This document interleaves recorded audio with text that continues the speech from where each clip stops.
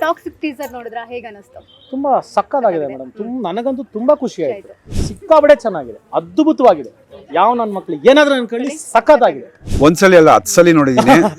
ತುಂಬಾ ಚೆನ್ನಾಗಿದೆ, ತುಂಬಾ ಚೆನ್ನಾಗಿದೆ. ಯಾವ ಹುಳ ಅಂತ ಗೊತ್ತಿಲ್ಲ, ಯಾವ್ದಾದ್ರು ಚೆನ್ನಾಗ್ ಆಗ್ತಿದೆ ಅಂತಂದ್ರೆ ಬಂದು ಬೆಳ್ಳಾಡ್ಸೋದು, ತಿರ್ಗಾ ಅದಕ್ಕೆ ಅದು ಇದು ಟ್ರೋಲ್ಗಳು ಮಾಡ್ಕೊಂಡು ಏನಕ್ಕೆ ಕನ್ನಡ ಸಿನಿಮಾನ ಹಾಲಿವುಡ್ ರೇಂಜ್ ಮಾಡಿದ್ದಾರೆ ಅಂತಂದ್ಮೇಲೆ ಅದ್ರ ಬಗ್ಗೆ ಒಳ್ಳೇದ್ ಮಾತಾಡೋದ್ ಬಿಟ್ಟು ಎಷ್ಟೋ ಜನ ಕಮೆಂಟ್ ಮಾಡ್ತಾರಲ್ಲ, ಅವ್ರು ಗೂಗಲ್ ಹಿಸ್ಟ್ರಿ ನೋಡಕ್ ಹೇಳಿ, ಅವಾಗ ಅವ್ರು ಎಷ್ಟು ಸಾಚ ಏನು ಎಲ್ಲ ಗೊತ್ತಾಗ್ಬಿಡುತ್ತೆ.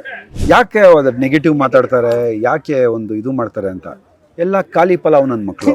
ಕಾಮೆಂಟ್ಗಳಾಗ್ಬಿಟ್ಟು ಫೇಮಸ್ ಆಗ್ಬಿಡೋಣ ಅನ್ಕೊಂತಾರೆ. ಅದು ಯಾವುದೇ ಇನ್ನ ಒಳ್ಳೊಳ್ಳೆ ಟ್ರೋಲ್ ಪೇಜ್ಗಳು, ಒಳ್ಳೆ ಫಾಲೋವರ್ಸ್ ಇರೋರು, ಒಂದಷ್ಟು ಪಾಪರಾಜಿ ಪೇಜ್ಗಳು, ಅವ್ರು ಹೇಳಿ ತಿತ್ಕೊಳ್ಳೋಣ.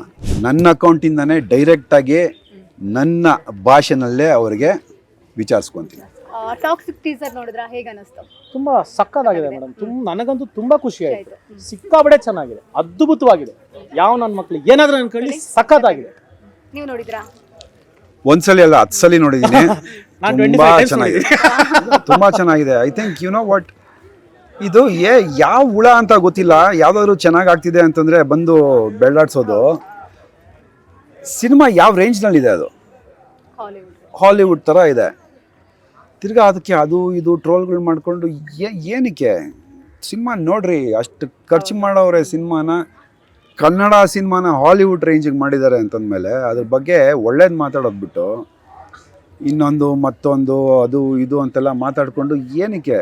ಇಟ್ ಇಸ್ ಅ ನೈಸ್ ಒಂದು ಟೀಸರೇ ಆ ಲೆವೆಲ್ಗೆ ಬಿಟ್ಟವ್ರು. ಇನ್ನು ಸಿನಿಮಾ ಹೇಗಿರ್ಬೋದು, it is looking very fresh and of course Kannada ಸಿನಿಮಾದಲ್ಲಿ ಫಸ್ಟ್ ಟ್ರೈ ಇದು, ಫಸ್ಟ್ ಟ್ರೈ. ಆಮೇಲೆ ಅಷ್ಟು ಅದ್ಭುತವಾಗಿ ತೋರಿಸಿದ್ದಾರೆ. ತಪ್ಪೇನು ಮೇಡಮ್? ಯಾಕೆ ಇವಾಗ ಇಷ್ಟು ಜನ ಸಾರಿ ನಿಮ್ಮನ್ನ ಮುಂದೆ ಕೂರಿಸ್ಕೊಂಡು ಮಾತಾಡೋದು ತಪ್ಪು ಅಲ್ಲ. ನಾನು ಹೇಳೋದೇನು ಅಂದರೆ, ಎಷ್ಟೋ ಜನ ಕಮೆಂಟ್ ಮಾಡ್ತಾರಲ್ಲ, ಅವ್ರು ಗೂಗಲ್ ಹಿಸ್ಟ್ರಿ ನೋಡಕ್ಕೆ ಹೇಳಿ, ಅವಾಗ ಅವ್ರು ಎಷ್ಟು ಸಾಚ ಏನು ಎಲ್ಲ ಗೊತ್ತಾಗ್ಬಿಡುತ್ತೆ.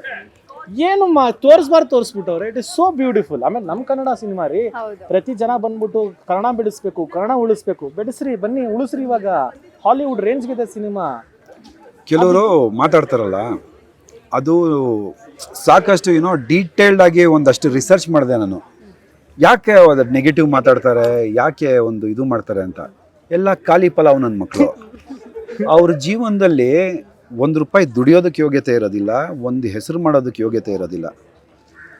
ಅವರು ಹೆಸರು ಮಾಡಿರೋರ ಬಗ್ಗೆ, ಒಳ್ಳೊಳ್ಳೆ ಸಿನಿಮಾಗಳು ಮಾಡಿರೋರ ಬಗ್ಗೆ, ಏನೋ ಒಂದು ಸಣ್ಣ ಪುಟ್ಟ ಅಚೀವ್ಮೆಂಟ್ ಮಾಡಿರೋರ ಬಗ್ಗೆ ಕಾಮೆಂಟ್ಗಳಾಗ್ಬಿಟ್ಟು ಫೇಮಸ್ ಆಗ್ಬಿಡೋಣ ಅನ್ಕೊಂತಾರೆ. ಅದು ಯಾವುದೇ ಕಾರಣಕ್ಕೂ ನಾನು ಹೇಳ್ತೀನಿ ಕೇಳಿ, ಈ ತರ ಕಮೆಂಟ್ ಹಾಕಿ ಫೇಮಸ್ ಆಗಿರೋರ್ನ ನೀವು ಗುರುತಿಸ್ತೀರಾ?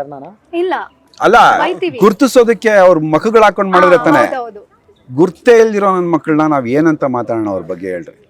ಅವ್ರು ಬಂದು ಏನೋ ನೆಗೆಟಿವ್ಗಳಾಗ್ತಾರೆ, ಪಾಸಿಟಿವ್ಗಳಾಗ್ತಾರೆ.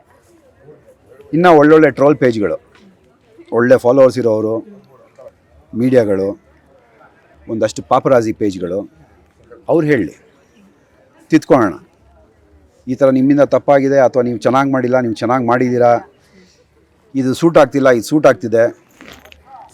ಗೊತ್ತಿರೋವರು, ಮುಖ ಇರೋವರು ಬಂದು ಎದುರುಗಡೆ ಹೇಳಿದಾಗ ಅದನ್ನು ನಾವು ತಿತ್ಕೊತೀವಿ.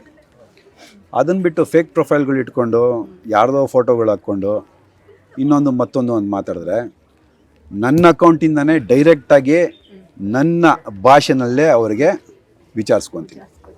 ಆಮೇಲೆ ಇನ್ನೊಂದು ಏನು ಅಂದರೆ, ಈ ಥರ ಕಮೆಂಟ್ ಆಗ್ತಾರಲ್ಲ, ಫೇಕ್ ಕಮೆಂಟ್. ನನಗೂ ಯಾವುದೋ ಮೊನ್ನೆ ನನ್ನ ಅಕೌಂಟ್ಗೆ ಯಾವುದೋ ಒಂದು ಮಾಡಿದ್ದೆ, ನಾನು ರಿಪ್ಲೈ ಇದು ಮೆಸೇಜ್ ಮಾಡಿದೆ ಅವನಿಗೆ. ಯಾಕಲ್ಲೇ ಅಂದೆ, ಅಣ್ಣ ಸಾರಿ ಅಣ್ಣ, ಗೊತ್ತಿಲ್ಲೇ ಮಾಡಿದೆ.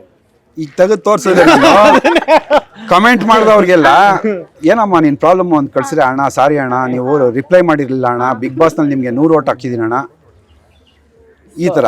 ಅದಕ್ಕೆ ಹಂಗಿದ್ದಾಗ ಅವ್ರ ಹತ್ರ ಏನು ಮಾಡ್ತಾರೆ? ಸೊ ಜಸ್ಟ್ ಇಗ್ನೋರ್ ಅಷ್ಟೇ.